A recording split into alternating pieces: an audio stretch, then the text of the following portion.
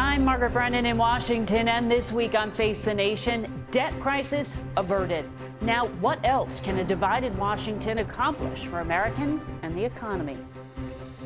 President Biden signed the bipartisan deal to cut federal spending and suspend the nation's debt ceiling just hours before what could have been a catastrophic default. No one got everything they wanted, but the American people got what they needed. We'll ask two deal makers, West Virginia's Democratic Senator Joe Manchin and Louisiana Republican Garret about what's next for the country. Plus, Bank of America CEO Brian Moynihan on how brinkmanship impacts an ever-changing economy. Then, the field of Republicans running for president is growing, with one high-profile competitor diving in. Our great American comeback will start by sending Joe Biden back to his basement in Delaware. And more expected to cruise into the race this week. Come this Wednesday, I'm announcing in Iowa. We'll check in with our expert CBS News political panel on what voters can expect as the race intensifies. Overseas, Russia steps up its attacks in and around Kyiv. Can Ukraine's coming counteroffensive put Moscow back on its heels? We'll check in with Ukrainian Ambassador Oksana Markarova. It's all just ahead on Face the Nation.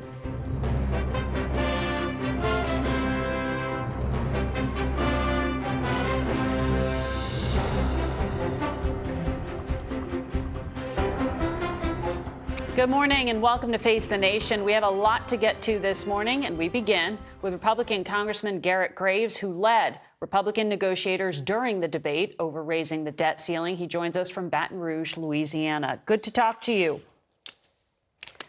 Hey, great to be with you. President Biden said you all were respectful, honest, and operated in good faith. Do you see any sign on the heels of this that Republican leaders can work with the White House on big issues like immigration reform and border security? Is there momentum?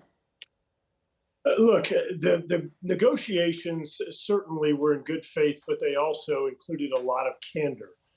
We had some tense moments throughout, but I'd love to tell you that we could build upon this. We certainly have a crisis in the energy space. We continue to have a financial crisis. And as you indicated, immigration is a huge issue where we should be able to work together. Well, more Democrats than Republicans actually voted for the deal that you negotiated, and it leaves largely intact most of the president's economic agenda. How can you claim, as you told my CBS colleague the other day, that the White House got schooled?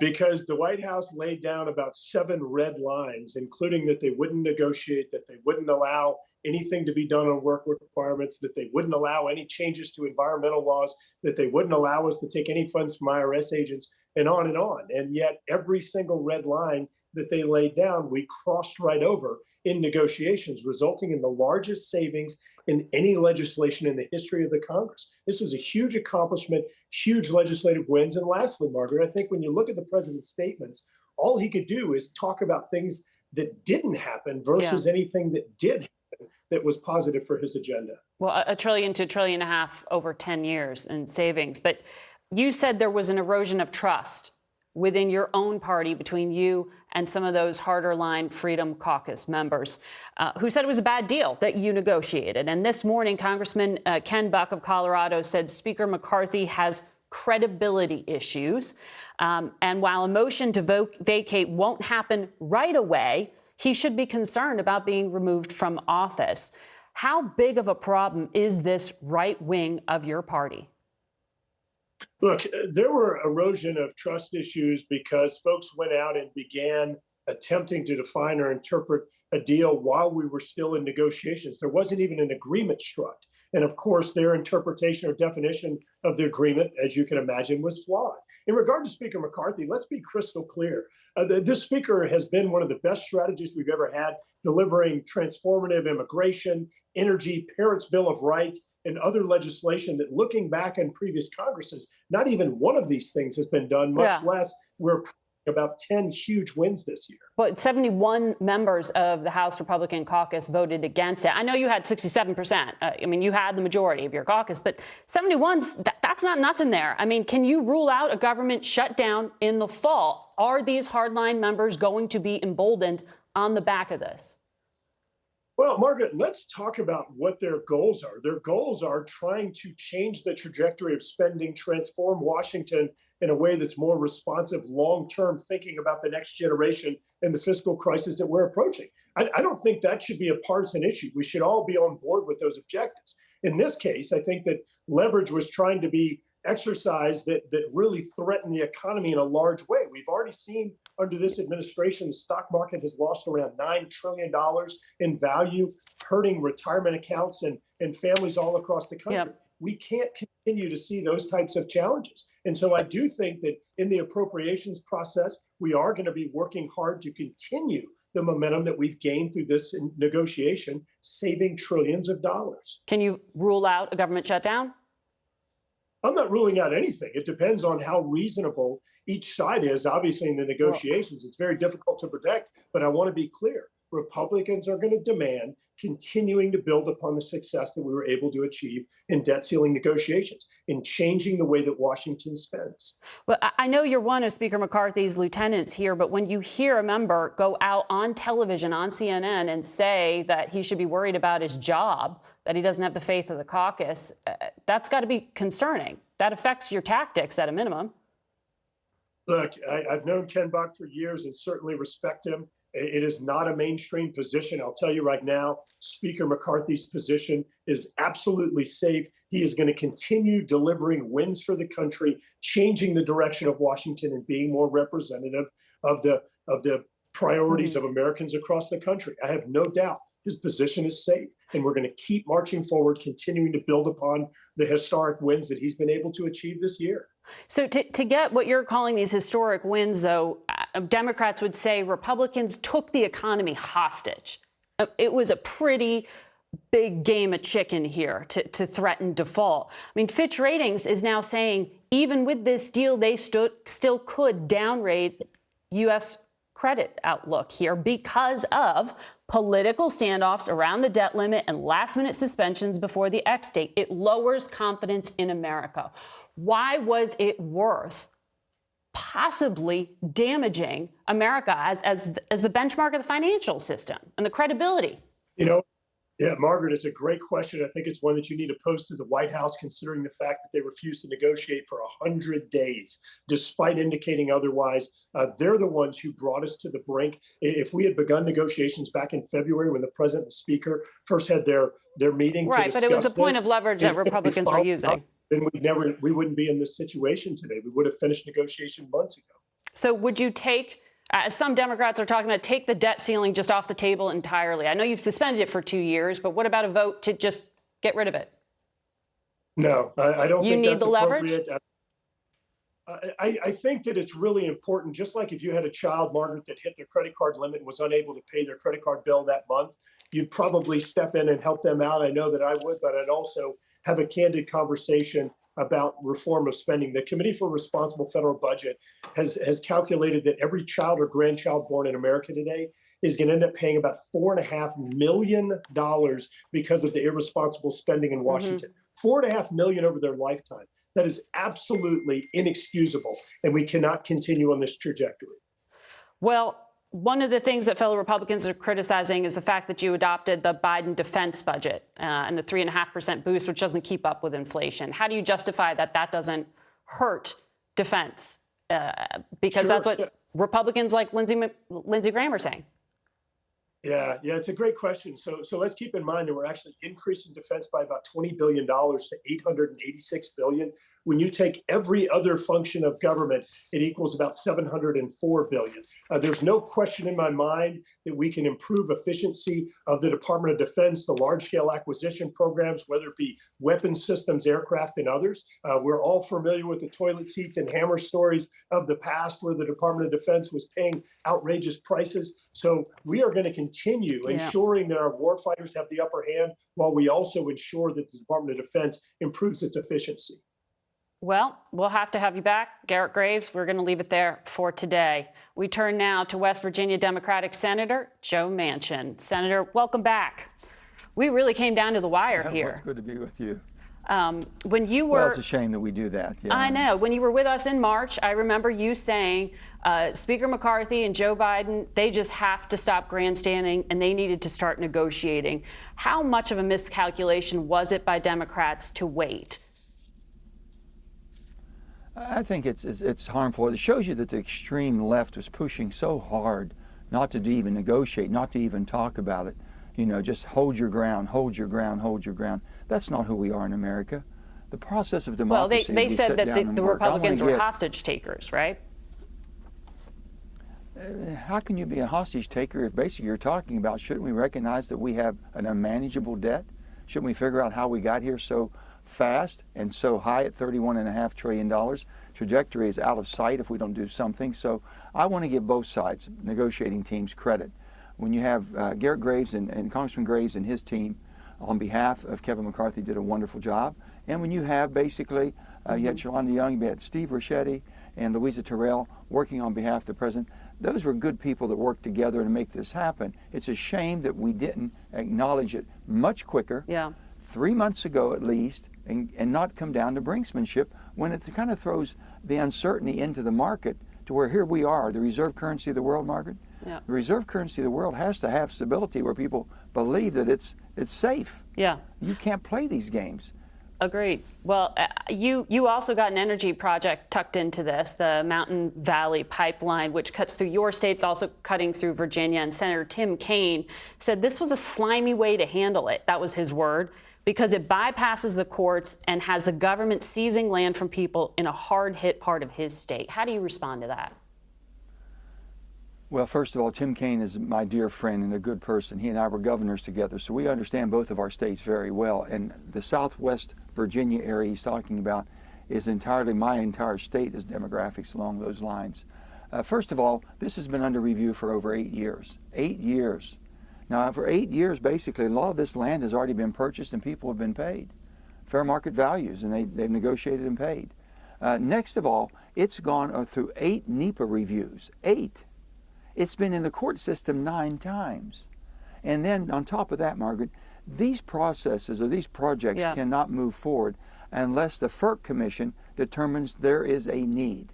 Now, 3 times they have issued a need for this product as far as more gas in the market. Next of all, Jennifer Granholm and this administration came out with a statement saying this is of national interest. The people in the Carolinas are paying 10 times more than we are in West Virginia for the gas we produce. That's ridiculous for them to have that. Heck of a stranglehold on them. And also helping the rest of the secured national markets as far as energy. You have to be independent. You have to be secured. This is a great project that's going to help not only just West Virginia, but the entire energy security system. Okay. Well, it's interesting because last month you said you were going to block all of President Biden's EPA nominees until he halts a radical climate agenda, but he just greenlit a whole bunch of fossil fuel projects, including this one. You've been very critical of the president in recent months. Does this change your point of view? Are you ready to endorse him? Well, the bottom line is that I'm going to work whenever I think that basically we're moving in the right direction. What you've just seen is basically the extremes trying to run this operation. The United States government from the far left and far right. It was the middle that pulled everybody together. It was basically reacting to the people saying enough is enough. Well, that wasn't a yes when I asked you about endorsing him, though. Well, the bottom line is I'm not involved in the political process right now with all the things that we have to do. Everyone thinks about politics first. I don't. It's not about the politics. It's not about my reelection or anyone else. We have an awful lot of work to do, and we still have permitting to get done. We have a geopolitical unrest around the world. We have to support Ukraine. We have to make sure that we get our financial house in order and get inflation down. But if you throw politics in, I'll guarantee you won't get any decisions on any of that. I don't think we would have got this bill done. To get all those permitting issues done, because you only got a fraction of them in this bill, you want things that'll help speed up energy infrastructure permitting for both fossil fuels and for clean energy. Do you need a second term? Absolutely. Do you need a second term to get those things done? I mean, another term, excuse me, are you running for re-election? You got to continue to keep working. We can get it done now. We're on the brink of getting it done right now. We could have got it done last year, but politics entered into it and we couldn't. And now here we are. We got part of it done. We got basically some reforms done as far as permitting. And now what we can do is basically make sure that we're able to get the pipelines and the delivery system we need for clean fossil all over this country to be energy independent, and also be able to invest in the technologies, of the cleaner technologies with less carbon, but we're going to need more transmission. But you know I'm for all in above Yeah. energy policy. But you know why I asked it that way? I Because can support this from wherever I'm at. from wherever you're at, Yeah, I you're know. leaving your I know options exactly. open. You know why? Because Jim Justice, your governor, Republicans, he's coming for your job. He has declared. And I know you have said you are going to take your time till the end of the year to decide. But doesn't he have at least 6-month advantage here? Don't you need to tell people what your plans are? Well, here's the thing, Margaret. You just said I'm about my job. My job is to do what I can to help the people of West Virginia and support this great country of ours and defend the Constitution. That's truly the primary cause of my job. It's not for me to get reelected. Yeah. Now, if I run, I'm going to win. And I'm looking at everything I can to basically help my country to be stronger, to be more moderate, more centrist governed than anything I've ever done. That's what my focus is, because I know that's where good decisions. Look what happened here. We got clear to the brink, but this is the first time I've ever seen from the House working with the Democrats, Hakeem Jeffries and his team, working with Kevin McCarthy and his team to make something happen. I read about that when it used to be Tip O'Neill and President Reagan. Now I've seen it. And I've seen also President Biden and his team come back to the middle, getting away from where the left had pushed them. So basically it's the middle that brought them together.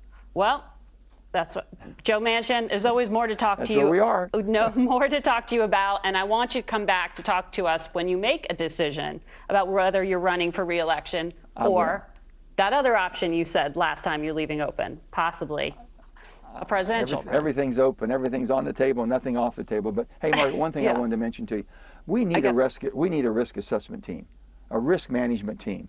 For the United States of America to get to this brinksmanship every time, we should be taking this on seriously every day. What's the risk we're taking if we don't do that? I want to talk about that with one of our upcoming guests, the CEO of Bank of America. So stay with us.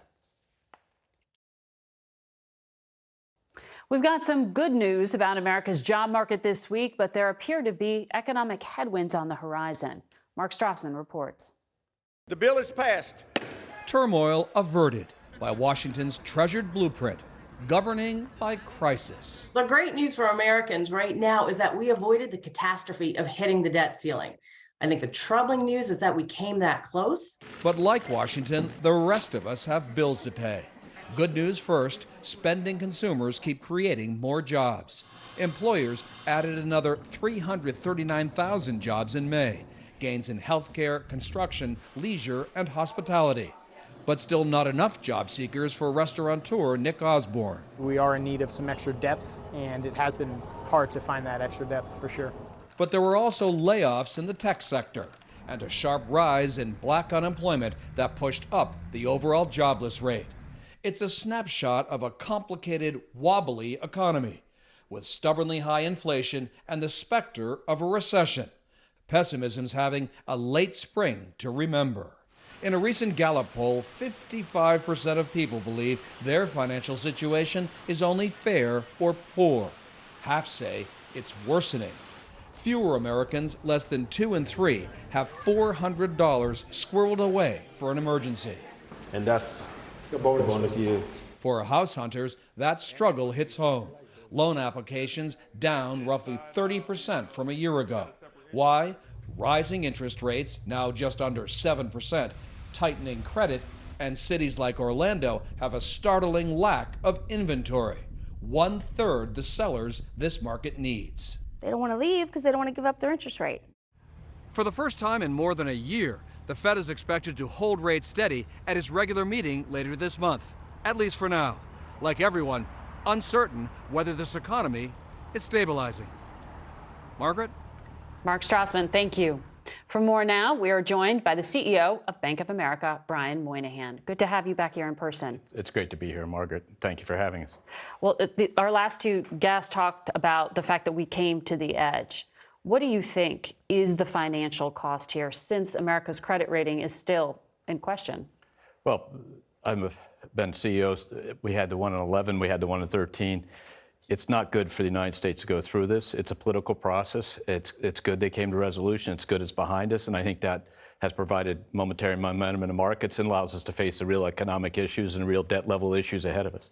Because some of the CEOs of banks have talked about setting up war rooms and doing emergency planning. I mean, how much of an impact is there?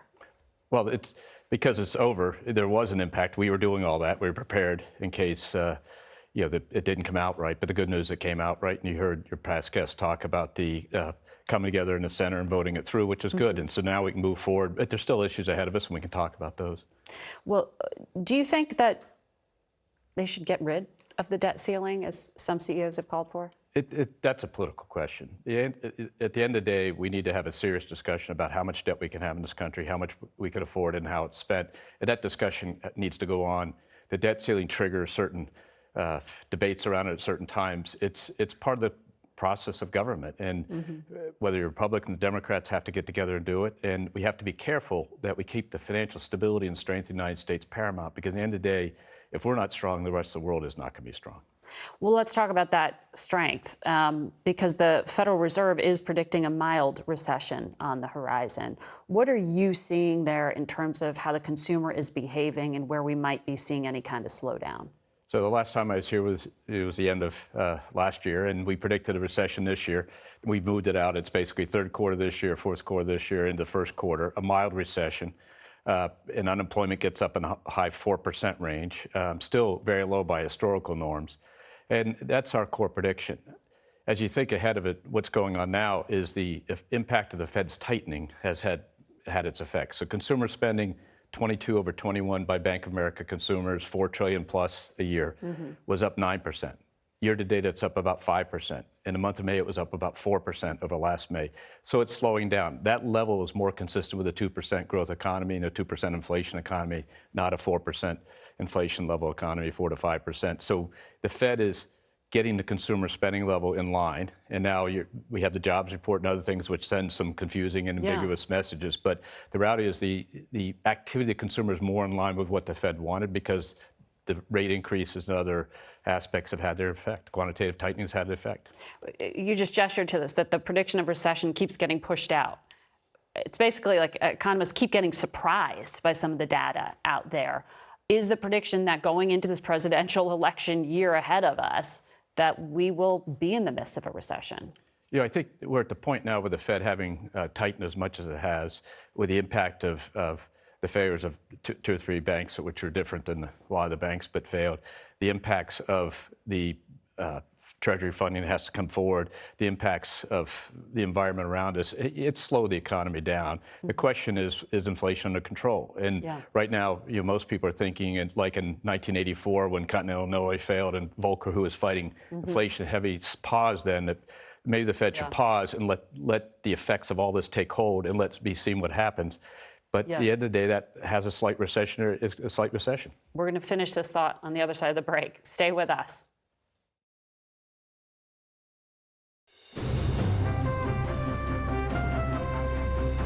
Welcome back to Face the Nation. We're back with the CEO of Bank of America, Brian Moynihan.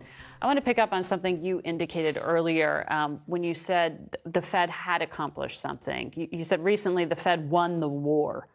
Is that the war against inflation? Well, the inflation's tipping over, but one of the toughest things for the Federal Reserve is the power of the U.S. consumer. And they were employed, they were earning more money, and they were spending. And what you're seeing is that's tipping down. That's a key component to actually getting inflation under control. Because if the unemployment's at all-time lows, people are getting 5, 6, 7% wage increases, and on a multi-year above the rate of inflation, and a 1 year not. That creates a hard job for the Fed to slow that down, because the U.S. economy is so consumer-led. They have won that battle. They've won that battle. Inflation's tipping over, but importantly, you can see the U.S. consumer activity slowing down, which then, if you project that out, ought to bring inflation down to match it. With one of the impacts of the banking turmoil we just went through, for lack of a better term, we're hearing about credit tightening up. What are you doing to tighten up lending standards? How much harder is it for consumers to come out and borrow money? At Bank of America, we have responsible growth. We've been driving for a decade. We don't really change lending standards that much, given different types of cycle. But just to give you a sense, the consumer credit quality in our industry is very strong. Most of us are reporting numbers now that are below 2019, which is a multi-decade low in consumer credit costs. So that's good news. Lending has tightened largely because of two factors. Beginning late last year, just the feeling that a recession, everybody was predicting a recession and going to recession. People tend to tighten credit standards, tougher covenants and things like that. And then the second thing is the disruption caused the capacity to lend to come down, which again is as they pulled money out of the banking system and into the Federal Reserve as cash or into the overnight repo facility, and deposits have come down, part of the monetary tightening, there's less engine in the engine room to lend. And then so that causes banks to be more careful when they lend and who they lend to and how much they lend. And so that's tightened credit standards pretty dramatically. And it's more expensive to get a mortgage. It's more expensive because rates went up. When the Fed raises rates, they're trying to slow down borrowing capacity, and in the most housing and autos and things are most rate sensitive come down the quickest. And then things like mortgage loans, 90% of consumers are locked into mortgage loan below 5%, so that slows down. And but home buying and other things kind of bounce around until everybody gets used to rate cycle, and then it moves back up. We were in a very low rate cycle for 15 years, and that's a little bit what's confusing people. Are you slowing down your hiring right now? Yes, we are. Last May, we hired 3,000 people. This May, we hired 700 people. And that's due to the attrition rate has slowed so much, and we need to trim head count. So we'll be down 3,000 FT this quarter. We're not making layoffs. We're trying to do it by attrition. But even the attrition slowed to half what it was last year. And when I talk to other companies, I get the same input. Depends on the industry. If you're trying to get welders in very specific areas, that's a tough work on the employment side. But if you're in a general industry, the employment conditions have leveled back out. They're still strong for employment, but have leveled out a bit. And that's good news because, again, that allows the tightening cycle to pause or slow down and let the economy get back under itself. Brian Moynihan, good to have you here in person. We'll be right back. Campaign 2024 got down to business in Iowa this weekend as most of the declared or potential Republican candidates visited the early nominating state, notably absent the GOP frontrunner, former President Donald Trump, who was off the trail this weekend. Joining us now to discuss are three of our sharpest political reporters: CBS News political correspondent Caitlin Huey-Burns, Ed O'Keefe is senior White House and political correspondent, and Robert Costa is our chief elections and campaigns correspondent. Welcome to you all. I want to start with you on Donald Trump, because we learned from the Department of Justice that they will not be bringing charges against Mike Pence for his classified document that he was mishandling. What do we know about the case against Mr. Trump? Sources with knowledge of the investigation believe that a charging decision in the documents case on the federal level being led by the special counsel is imminent. It could be coming in the next few weeks. In fact, the grand jury might have some activity this week. We hear from sources close to this investigation. We also hear that the Trump lawyers might be meeting at some point with the Justice Department to talk through where things stand. When will we know, when you say the next few weeks and imminent? There is a Republican debate in August. Are we going to know the answer to this before they all take the stage? The investigations, Margaret, over former President Trump, they loom over this entire presidential race. We hear that a charging decision could be made in June on the documents case. The January 6th investigation by the special counsel continues, but that could end up going into 2024 when some of these primaries are unfolding next year. But right before the debate, the thing to pay attention to, a charging decision and a possible indictment in Georgia, where Trump is being investigated for pressuring election officials. That could come in early August, just weeks before that first debate in Milwaukee in late August. This is going to be an incredible primary season with that. I want to turn to you, Caitlin, because when they take this debate stage, in order to even walk on alongside Mr. Trump or whomever else, there are some parameters that are being set. We know there are at least 10 Republicans who may be on the stage. To get up there, they have to agree to endorse whoever the nominee is. Yeah, they're being asked to sign this loyalty pledge. And what's interesting about this field is that when you ask the candidates, will you commit to supporting Donald Trump if he's the nominee, they really won't say. I've interviewed Mike Pence and Tim Scott, and they have not been able to answer that question. On the other hand, Trump hasn't been able to answer that question either. He hasn't said whether he will support the eventual nominee if it's not him, or if he will participate in the debates altogether. That still remains kind of a wild card here. He could be advantaged skipping the first debate. He's ahead of the polls, of course. He's the front runner, at least at this point. But at the same time, if he does skip the debate, that does give his rivals the opportunity to make their case as the alternative without having to stand there and kind of weather the attacks. But that assumes there are attacks, right? I mean, we're listening to some of these speeches out in Iowa, Ed. He was the candidate who loomed large, but his name was not spoken. That's right. And Chris Christie, who may be jumping in, one of the few who does take aim directly at the former president, but he said he's not going to be a hired assassin. That's what he told Politico. Right. Look, there's a ceiling that he's hitting right now, about 35-40%. Everyone else in this race knows that. And they're focused on that 60% or so that's still out there to be had. Everything is Donald Trump's to lose. I think anyone showing up to an event hosted by somebody else is clearly curious. And the idea of all the legal matters he's facing, all the personal issues he's dragged along with him through the years, is on the minds of these voters, especially in Iowa, where we were this week. A lot of them saying, look, if he's ultimately the guy, I'll pull the plug, I'll be there for him. But all this stuff or this baggage, you know, I'm kind of done with it, and I'm hoping somebody else rises. And the names we hear, Ron DeSantis, Tim Scott, Nikki Haley are the three that came from voters' voices most frequently when talking about somebody else. All of them understand they've got to lay out what they're about, what they would do differently, because they're obviously not Donald Trump.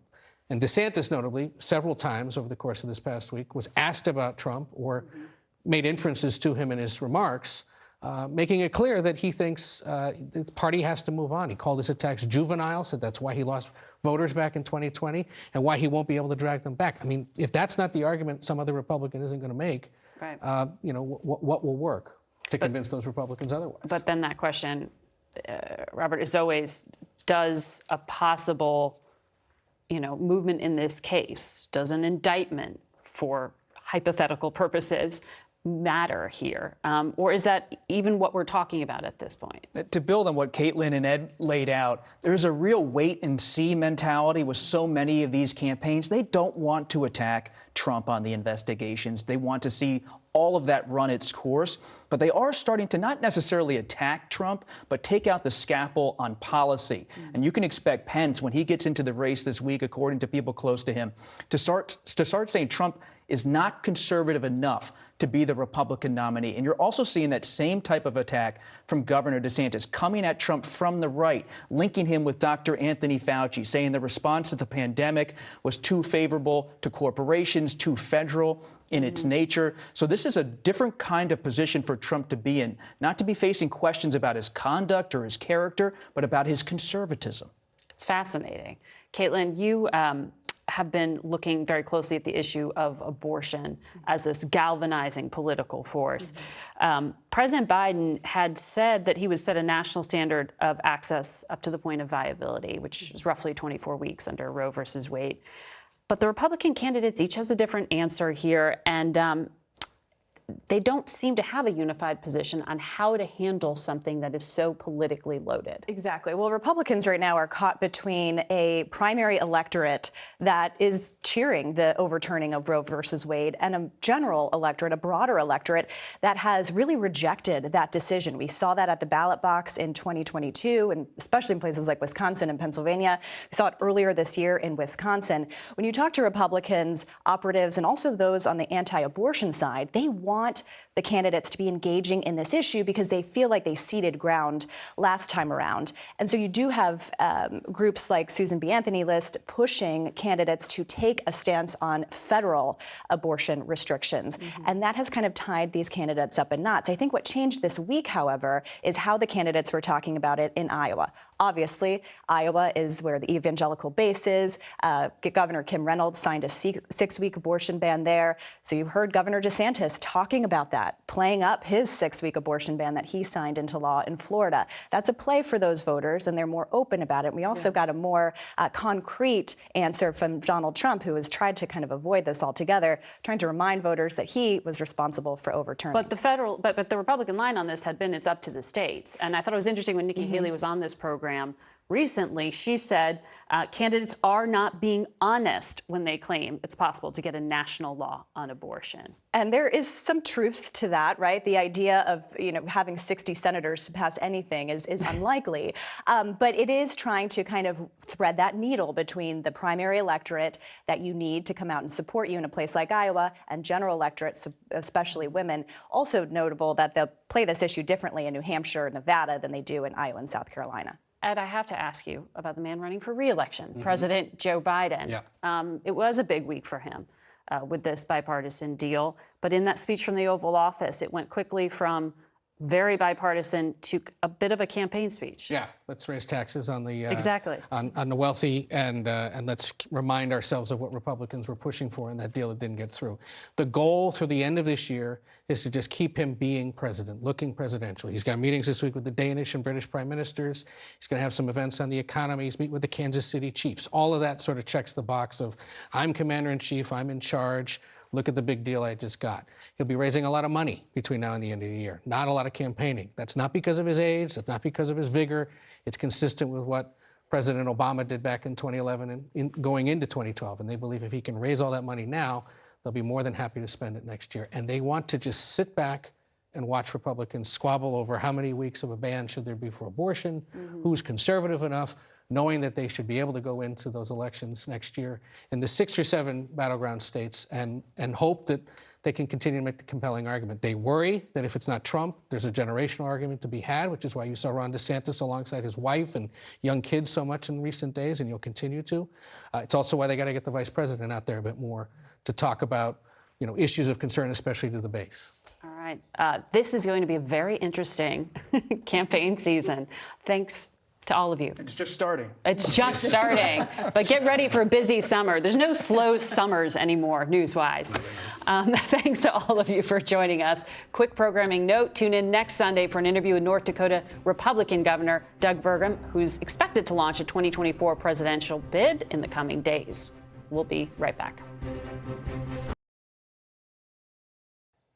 We turn now to the war in Ukraine. Ambassador Oksana Markarova joins us for an update. Good morning to you. It's good to have you back with us. Good morning. Always good to be back.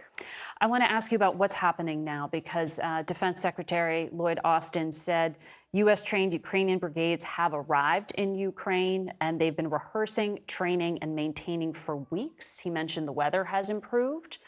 He's describing the conditions for that counteroffensive to potentially begin very soon. What are you expecting in the coming days and weeks? Well, for us, counteroffensive never stopped, to be honest. Since February 24, that's all we were focusing on, how to liberate our land. But of course, with additional trade brigades, with additional equipment, with everything that we're working on now, we are hoping that our commanders, as soon as they will see the openings, will start this, whether it's going to be one or several counteroffensives. But the faster we can liberate all the territory and all our people, of course, the better. So I will not, of course, as you heard our president and our commanders, we will not announce anything. We will see it when the results are there. But we are expecting to liberate more soon. And your president said, we are ready. Russia, though, throughout the course of the week has been launching missile attacks, including on the capital of Kyiv. They appear to be testing your air defenses. And I know President Zelensky has said Ukraine needs more Patriot missiles. Are you getting help getting that kind of air defense right now? Well, is the U.S. doing enough? We are very grateful for everything we're receiving. So it's Patriots, it's NASAMS, it's all other capabilities, but we clearly need more. So what Russians have been doing, again, for 466 days now, but also this week, we have seen how daily, several times a day, there were deadly attacks by rockets, but also Shahid drones all the time. So it's the terror, it's the destruction that it brings, but also it's the, expanding our capabilities that we have now. We definitely need more. The Biden administration released another $300 million in military aid. Some of that included drones. Are these surveillance drones? Are these attack drones that the U.S. is giving? It's a range of the drones. And we need all of them. We need the surveillance, we need the attack drones, we need the kamikaze drones. So there will be different capabilities in the packages. There is an upcoming NATO meeting in July that President Biden is expected to attend, and Ukraine's possible entry into the military alliance is a topic there. Do you know what the U.S. is going to promise? Well, we all look forward to this summit. Ukraine has NATO aspirations, transatlantic aspirations. For some time now. In our hearts, in our constitution, and the majority of people support it since 2008, when the first declaration was made that we will be members of NATO. We believe it's time to start discussing some specific steps in that regard. Now, again, as President Zelensky said, we are realists. We understand the limitations that the ongoing war puts to it. But I think at this moment, after this horrible violation of international law, after Russia attacked us completely not provoked when we were not part of NATO, after historic decisions on Finland and Sweden, it's time for everyone to realize that it's about good versus evil. And we need to be members of NATO as much as NATO needs Ukraine also in order, because we have a lot to add to NATO. So yes, we look forward to this forum to discuss this. Your president said he knows this wouldn't happen until after the war is concluded. In other words, the U.S. wouldn't be drawn in directly to this conflict now as a NATO member, but promised a future entry. What are the security guarantees that you are looking for? Well, you know, President Zelensky put out this peace formula, which clearly outlines how the war should end and how to build, restore the security. So there is a lot of elements. It's the military security, justice, rebuilding Ukraine, ensuring that we can all together deter Russia from making it again.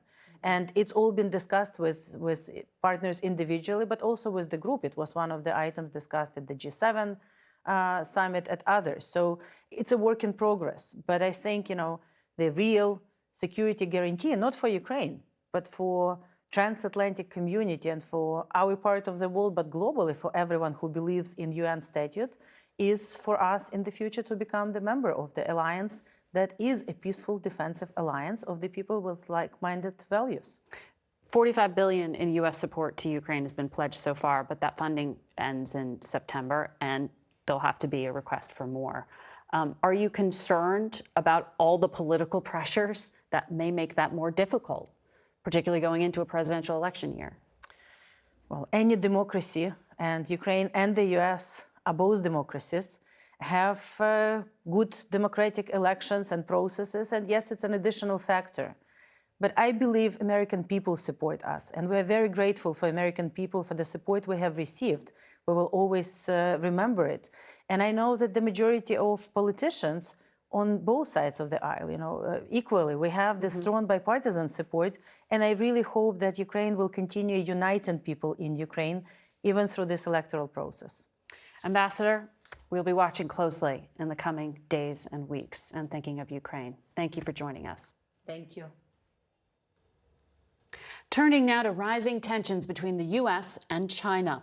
A Chinese warship came within 150 yards of hitting an American missile destroyer in the Taiwan Strait. U.S. Defense Secretary Lloyd Austin said it was extremely dangerous. China's defense minister called the presence of that American destroyer a provocation to China and defended sailing the warship across its path. It's just the latest flare-up in the relationship between the two powers, and it came 34 years since the crackdown in Tiananmen Square, when Beijing brutally quashed peaceful pro-democracy protests by unleashing tanks and troops on demonstrators. The death toll is still unknown, but estimates range from several hundred to several thousand. 7 days after the massacre, then Face the Nation moderator Leslie Stahl briefed Americans on the fallout ahead of a conversation with the U.S. ambassador to China at the time. The White House now says the Chinese government has murdered many of its own people. Leader Deng Xiaoping and the other hardliners are consolidating their control over the country, searching out, rounding up the pro-democracy leaders, while Western businesses pack up and begin pulling out of China. Official Chinese television is denying there was ever any bloodbath, any brutality in Tiananmen Square, showing pictures of the arrests of what authorities there are calling thugs and hooligans. Ambassador Lilly, in the morning papers today, there are a lot of stories suggesting that the U.S. China relationship is tearing apart, is disintegrating rapidly. There's a lot of anti-Americanism in their official press. What's your assessment of where we stand? President Bush keeps saying he wants to preserve the relationship. How is that possible at this point? I think we've gone through many ups and downs with China, and I think right now we're going through a down, but I don't think we should sort of give up on it. I think that would be a terrible mistake. Those ups and downs continue today. China's defense minister refuses to speak to Secretary Austin, but 2 top U.S. officials are arriving in Beijing today in an attempt to thaw relations. The visit comes after CIA Director Bill Burns' secret trip to China last month, becoming the most senior Biden administration official to visit Beijing since our relationship with China sharply deteriorated following the February shoot-down of Chinese surveillance balloons over American territory. We'll be right back.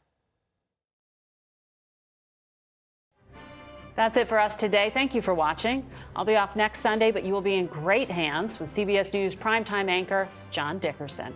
Until next week, for Face the Nation, I'm Margaret Brennan.